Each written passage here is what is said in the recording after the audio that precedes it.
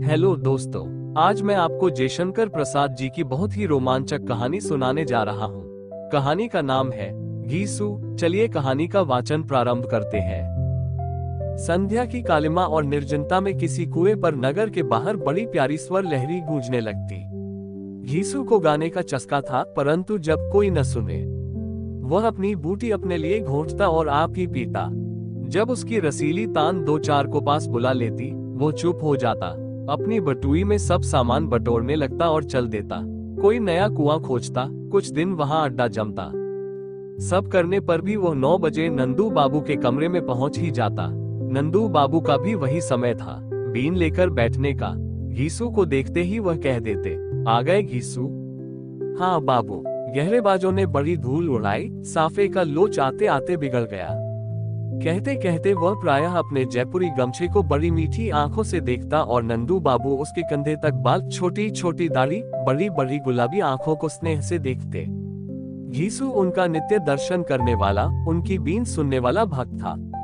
नंदू बाबू उसे अपने डिब्बे से 2 खिल्ली पान की देते हुए कहते, लो इसे जमा लो। क्यों, तुम तो इसे जमा लेना ही कहते हो ना। वो विनम्र भाव से पान लेते हुए हंस देता, उसके स्वच्छ मोती से दांत हंसने लगते। घीसू की अवस्था 25 की होगी। उसकी बूढ़ी माता को मरे भी 3 वर्ष हो गए थे।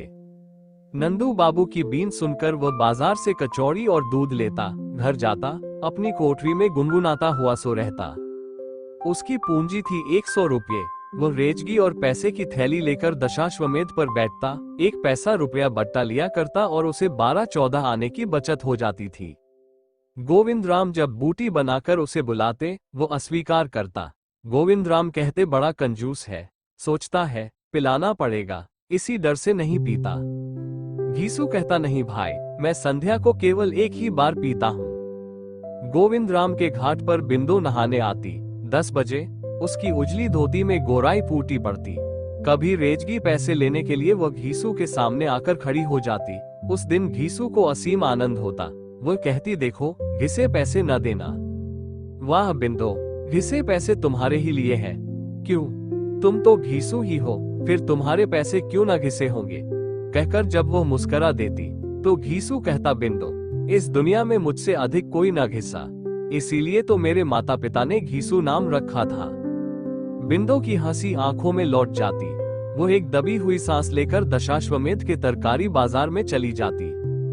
बिंदो नित्य रुपया नहीं तुड़ाती, इसीलिए घीसू को उसकी बातों के सुनने का आनंद भी किसी किसी दिन न मिलता। तो भी वो एक नशा था, जिससे कई दिनों के लिए भरपूर तृप्ति हो जाती। वो मूक मानसिक विनोद था। घीसू नगर के बाहर गोधूली की हरी भरी क्षितिज रेखा में उसके सौंदर्य से रंग भरता, गाता, गुनगुनाता और आनंद लेता। घीसू की जीवन यात्रा का वही संबल था, वही पाथेय था। संध्या की शून्यता, बूटी की गमक, तानों की रसीली गुन्नाहट और नंदू बाबू की बीन, सब बिंदो की आराधना की सामग्री थी। घीसू कल्पना के सुख से सुखी होकर सो रहता।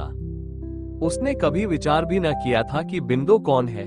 किसी तरह से उसे इतना तो विश्वास हो गया था कि वो एक विधवा है, परंतु इससे अधिक जानने की उसे जैसे आवश्यकता नहीं। रात के 8 बजे थे। घीसू बाहरी ओर से लौट रहा था। सावन के मेघ घिरे थे, फूही पड़ रही थी। घीसू गा रहा था, निसी दिन बरसत नैन हमारे। सड़क पर कीचड़ की कमी न थी। वो धीरे धीरे चल रहा था, गाता जाता था। सहसा वह रुका। एक जगह सड़क में पानी इकट्ठा था। छींटों से बचने के लिए वो ठिठक कर किधर से चले सोचने लगा। पास के बगीचे के कमरे से उसे सुनाई पड़ा, यही तुम्हारा दर्शन है, यहाँ इस मोहजली को लेकर पड़े हो मुझसे। दूसरी ओर से कहा गया, तो इसमें क्या हुआ, क्या तुम मेरी ब्याही हुई हो जो मैं तुम्हें इसका जवाब देता फिरूं। इस शब्द में भर्राहट थी, शराबी की बोली थी। घीसू ने सुना, बिंदो कह रही थी, मैं कुछ नहीं हूं, लेकिन तुम्हारे साथ मैंने धर्म बिगाड़ा है, सो इसीलिए नहीं कि तुम मुझे फटकारते फिरो। मैं इसका गला घोंट दूंगी और तुम्हारा भी। बदमाश। ओहो, मैं बदमाश हूँ, मेरा ही खाती है और मुझसे ही। ठहर तो देखो किसके साथ तू यहाँ आई है, जिसके भरोसे इतना बड़ बका बातें कर रही है। बाजी, लुच्ची, भाग, नहीं तो छुरा भोंक दूंगा। छुरा भोंकेगा, मार डाल हत्यारे। मैं आज अपनी और तेरी जान दूंगी और लूंगी तुझे भी फांसी पर चढ़वाकर छोड़ूंगी। एक चिल्लाहट और धक्कम धक्का का शब्द हुआ। घीसू से अब न रहा गया। उसने बगल में दरवाजे पर धक्का दिया, खुला हुआ था। भीतर घूम फिर कर पलक मारते मारते घीसू कमरे में जा पहुंचा। बिंदो गिरी हुई थी और एक अधेड़ मनुष्य उसका जूड़ा पकड़े था। घीसू की गुलाबी आंखों से खून बरस रहा था। उसने कहा, ये औरत है। मारने वाले ने कहा, तभी तो इसी के साथ यहाँ तक आए हो। लो, ये तुम्हारा यार आ गया। बिंदो ने घूमकर देखा घीसू, वो रो पड़ी। अधेड़ ने कहा, ले चली जा, मौज कर, आज से मुझे अपना मुंह मत दिखाना। घीसू ने कहा, भाई तुम विचित्र मनुष्य हो, लो चला जाता हूँ। मैंने तो छुरा भोंकने इत्यादि और चिल्लाने का शब्द सुना, इधर चला आया। मुझसे तुम्हारे झगड़े से क्या संबंध? मैं कहाँ ले जाऊंगा भाई, तुम जानो, तुम्हारा काम जाने। लो, मैं जाता हूँ कहकर घीसू जाने लगा। बिंदो ने कहा, ठहरो। घीसू रुक गया। बिंदो चली, घीसू भी पीछे पीछे बगीचे के बाहर निकल आया। सड़क सुनसान थी। दोनों चुपचाप चले। गोदौलिया चौमुहानी पर आकर घीसू ने पूछा, अब तो तुम अपने घर चली जाओगी? कहाँ जाऊंगी, अब तुम्हारे घर चलूंगी। घीसू बड़े असमंजस में पड़ा। उसने कहा, मेरे घर कहाँ? नंदू बाबू की एक कोठरी है, वहीं पड़ा रहता हूँ। तुम्हारे वहां रहने की जगह कहाँ? बिंदो ने रो दिया, चादर के छोर से आंसू पोंछती हुई। उसने कहा, तो फिर तुमको इस समय वहां पहुंचने की क्या पड़ी थी? मैं जैसा होता भुगत लेती। तुमने वहां पहुंचकर मेरा सब चौपट कर दिया, मैं कहीं की न रही। सड़क पर बिजली के उजाले में रोती हुई बिंदो से बात करने में घीसू का दम घुटने लगा। उसने कहा, तो चलो। दूसरे दिन दोपहर को थैली गोविंदराम के घाट पर रखकर घीसू चुपचाप बैठा रहा। गोविंदराम की बूटी बन रही थी। उन्होंने कहा, घीसू आज बूटी लोगे? घीसू कुछ न बोला। गोविंदराम ने उसका उतरा हुआ मुंह देखकर कहा, क्या कहें घीसू, आज तुम उदास क्यों हो? क्या कहूं भाई, कहीं रहने की जगह खोज रहा हूँ। कोई छोटी सी कोठरी मिल जाती जिसमें सामान रखकर ताला लगा दिया करता। गोविंदराम ने पूछा, जहाँ रहते थे वहां अब जगह नहीं है। इसी मड़ी में क्यों नहीं रहते? ताला लगा दिया करो। मैं तो 24 घंटे रहता नहीं। घीसू की आंखों में कृतज्ञता के आंसू भर आए। गोविंद ने कहा, तो उठो, आज तो बूटी छान लो। घीसू पैसे की दुकान लगाकर अब भी बैठता है और बिंदो नित्य गंगा नहाने आती है। वह घीसू की दुकान पर खड़ी होती है, उसे वह 4 आने पैसे देता है। अब दोनों हंसते नहीं, मुस्कुराते नहीं। घीसू का बाहरी ओर जाना छूट गया है। गोविंदराम की डोंगी पर उस पार हो आता है। लौटते हुए बीच गंगा में से उसकी लहरीली तान सुनाई पड़ती है, किंतु घाट पर आते जाते चुप। बिंदो नित्य पैसा लेने आती, न तो कुछ बोलती और न घीसू कुछ कहता। घीसू की बड़ी बड़ी आंखों के चारों ओर हल्के गड्ढे पड़ गए थे। बिंदो उसे स्थिर दृष्टि से देखती और चली जाती। दिन पर दिन वह ये भी देखती कि पैसों की ढेरी कम होती जाती है। घीसू का शरीर भी गिरता जा रहा है, फिर भी एक शब्द नहीं, एक बार पूछने का काम नहीं। गोविंदराम ने एक दिन पूछा, घीसू तुम्हारी तान इधर नहीं सुनाई पड़ी?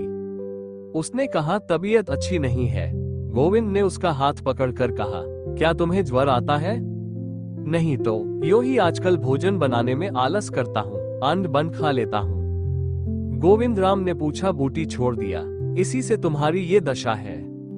उस समय घीसू सोच रहा था, नंदू बाबू की बीन सुने बहुत दिन हुए, वे क्या सोचते होंगे। गोविंदराम के चले जाने पर घीसू अपनी कोठरी में लेट रहा। उसे सचमुच ज्वर आ गया। भीषण ज्वर था। रात भर वो छटपटाता रहा। बिंदो समय पर आए। मड़ी के चबूतरे पर उस दिन घीसू की दुकान न थी। वह खड़ी रही। फिर सहसा उसने दरवाजा धकेल कर भीतर देखा, घीसू छटपटा रहा था। उसने जल पिलाया। घीसू ने कहा, बिंदो क्षमा करना, मैंने तुम्हें बड़ा दुख दिया। अब मैं चला। लो ये बचा हुआ पैसा, तुम जानो भगवान। कहते कहते उसकी आंखें टन गई। बिंदो की आंखों से आंसू बहने लगे। वो गोविंदराम को बुला लाए। बिंदो अब भी बची हुई पूंजी से पैसे की दुकान करती है। उसका यौवन रूप रंग कुछ नहीं रहा। बच रहा थोड़ा सा पैसा और बड़ा सा पेट और पहाड़ से आने वाले दिन। आज की कहानी समाप्त हुई। आशा करता हूँ कि ये वीडियो आपको पसंद आई होगी। ऐसी ही कहानियां सुनने के लिए हमारी वीडियो को लाइक, शेयर और चैनल को सब्सक्राइब जरूर करें। धन्यवाद। जय हिंद।